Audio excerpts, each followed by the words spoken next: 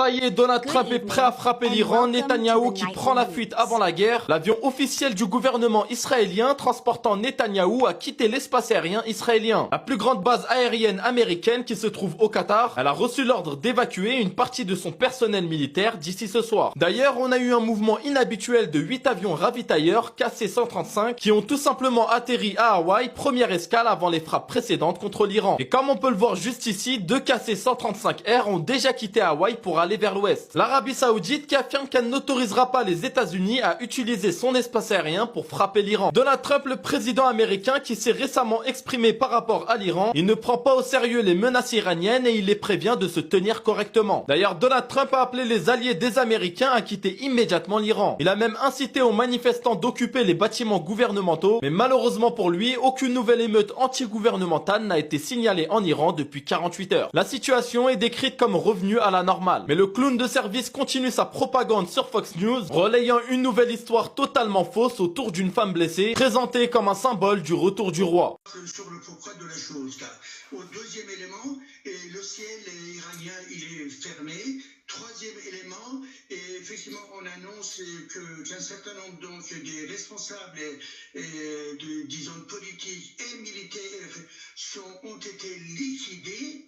Et donc, à savoir quelles sont ces personnes-là, mais cela a été annoncé de cette manière-là par une source iranienne, mais également ce qui est aussi évoqué, c'est que effectivement une des télés iraniennes a annoncé qu'effectivement tout va bien, tout est calme, et chez nous il n'y a pas d'alerte, mais tandis qu'en Israël il y a donc un système d'alerte qui a été déclenché, et donc le régime pour le moment cherche effectivement à dissimuler, à montrer une situation calme, mais néanmoins effectivement, les gens en Iran, ils sont au courant, ils s'informent régulièrement et ils pensent effectivement que cette guerre va continuer, surtout en attaquant bien évidemment des cibles à la fois politiques, c'est-à-dire puisque Pasteur a été parmi les premières attaques, donc effectivement les Américains et puis des Israéliens surtout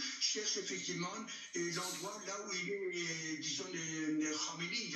Même si Khamenei il est dans les tunnels aujourd'hui, certainement depuis quelques jours également, il est dissimulé, mais néanmoins, certainement, ils ont plus de précision par rapport à cela. Mais également, on avait une information que, si vous voulez, la télé iranienne a été touchée ou en partie détruite également là. Ça fait partie donc des éléments d'information.